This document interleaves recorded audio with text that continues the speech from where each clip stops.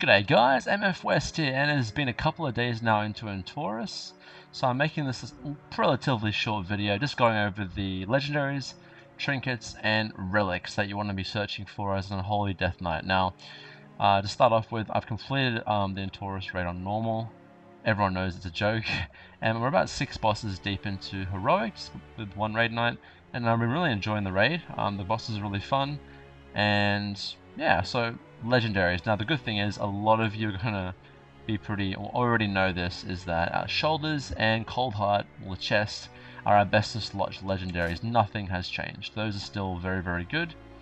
That's pretty good. A lot of you probably have most of the unholy legendaries by now. The shoulders are just buffing DA so much. I think I've gotten a 55 million damage DA on some of the bosses. Like, that's peaking at around 4 to 5 million DPS in bursts. It is disgusting when a single legendary can boost an ability that much. Like, go figure. And Cold Heart is responsible for like 11 to 13% of my damage on boss fights, and I haven't even got it to item level 1000 yet. I need 7 more Waking Essences, and that brings me to the point of, guys, making sure that you guys are getting your Awakening Essences. You can get them from doing your heroic dungeons. You can completing the raid on any difficulty, you get like 20. All the bosses, like on normal, completed, you get 20 of them. PvP, I'm not sure. I've done my 10 wins in the 2s bracket, and I didn't get anything, so maybe not PvP. I haven't checked Battlegrounds, so you guys let me know if it is available on Battlegrounds.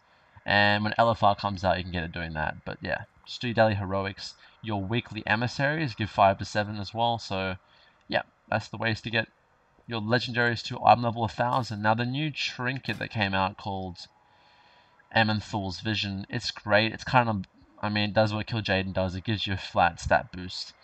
It's obviously one of our best in slot trinkets because it is legendary, but if you have shoulders and chest, there's no point in using it. A lot of people are kind of swapping out. Everyone's using DA, or the shoulders and the chest, for every single boss fight in Entorus, basically, except for maybe a few people on high command are going with the Bursting Swords ring. What's that little guy called? Soul of the Death Lord. And I mean, it's up to you personally, but on that boss, your Bray does want to be prioritized as single target damage. I'm 100% sure you'll have warriors and DHs and Windwalker monks who can relatively cleave the ads well, and just general AoE classes. As Unholy Death Knight, you can pump out a lot of single target damage, and you'll benefit your raid a lot more by tunneling the boss and, you know, obviously cleaving the ads. But I'll leave those guys to my boss guide videos. I am getting footage for my boss videos. I just want to get, I don't know, on my second or third week going through the bosses, I'll start releasing the guys. Just get more experience in the bosses and just understand where to pop your abilities with the mechanics and everything, so you guys have an awesome understanding going into it. But those are the legendaries, guys. Now let's get into the relics. Now, this website, Hero Damage, everyone's talking about it in the Death Knight Discord. It is really good. Basically, for all classes, it's giving accurate simulations for your best in slot relics and your best in slot trinkets. So let's go through the relics. Alright, sorry guys, dogs are barking. So, for our best in slot relics, now because our tier set is so orientated around Death Coil, naturally Death Coil relic is going to be best in slot. I thought Darkest Crusade would actually be one of our best in slot relics still because of how great that relic is, but it's second place. But I still think it's a very strong relic, but you want to be trying to get your 3 Death Coil relics, which is pretty AIDS. And obviously those top 3, Deadly Coil, Darkest Crusade, and Playbearer, they honestly just swap around in terms of best in slot for each raid tier. That's basically it, simple as that. And then they're even having sims for things like Torment the Weak, so your Crucible relic slots as well, Shadowbind and Shocklight. Now, I really recommend an add-on called Crucible Wait. I'm pretty sure most of you have it. If you don't, you need to get it. Basically, all it does is when you go to the Crucible and you want to see which of these traits they're giving you on your relics are best in slot, like these ones. Now, you can read these sims and figure out for yourself, but this add-on will literally highlight the path that you should be going for the biggest DPS output. It's very straightforward and just makes life easy, guys. So I recommend it, Crucible Wait. I'm pretty sure that's the name. Next, we have trinkets. Now, Kazgarov's Courage, guys. If any of you have that trinket already, congratulations. I didn't get it. Amazing trinket. You need to get your hands on that. It drops from Argus, and yeah, you can pretty much start upgrading it when you get some of those quest items. I forget the name of it, but yeah, it's a trinket that can be upgraded. As you can see, 5 Pantheon, 15 Pantheon, and whatnot. So amazing trinket, will be definitely best in slot. And then you have Aman'Thul and Kil'jaeden, which are obviously legendary trinkets. If you're missing out, if you don't have the shoulders or the chest legendary, you could probably use one of those. The stat stick is really, really great for Unholy.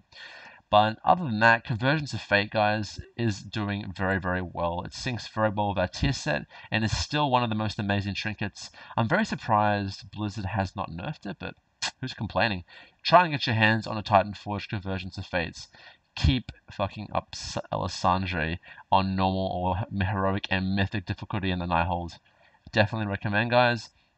And then you have your Eye of Command from Upper Kara. Spectre of Betrayal and Engine are still very good trinkets, so try and just, if you have Heroic and Mythic Kil'jaeden on farm, keep doing it, guys, as well as, what's her name? Maiden. And that's pretty much it, guys. Other than that, the statistic trinkets come into play with, if they have flat mastery, then you want to be getting your hands on it. Keep buying your trinkets at the vendor in Taurus, where you can spend your, what are they called? I forget the name of them. That material you can spend gear on. It costs 550 to spend for gear. If you have nothing to spend it on the trinkets, because you might get a stat stick master trinket. You never know, and it could be fat. Be really great. Yeah. And that's pretty much the trinket, guys. So I've pretty much covered everything there. Nothing too crazy changes to Unholy at the moment. Unholy is performing quite well. I'm going to leave the comparisons of WoW logs for another week, just so the results can kind of just cipher out, because right now it's just like, you know, it's not very accurate. So we're going to wait a few weeks to look at WoW logs, but I think Unholy is in a very good spot, especially on single target fights. For cleave fights, we're doing okay, but classes like Fury, Arms, Windwalker Monks, Havoc Demon Hunters are doing very, very well in those fights. And it's pretty tough to compete with them for cleave, but for single target, it's looking good. That's pretty much going to be the video, guys. In the works, I have my boss guides, and when I get my hands on my 4-set tier 21, I'll be doing like a little bit of an updated PvE guide. So that's all in the works, guys. I hope Taurus is treating you well. I hope you guys are getting fat loot. The fattest loot I've got was from my last run yesterday. I actually got a, where are you? 960 tier back. So that was pretty awesome. But otherwise, guys, let me know how you're finding Taurus. How are you finding Unholy? Got any fat loot? And yeah, thanks for watching the video, guys. If you want to keep updated with my Unholy content, I talk about everything Unholy on Facebook and Twitter under the name of MF West WoW. So thanks for watching the video, guys. Unholy for the win, and MF West out. Peace.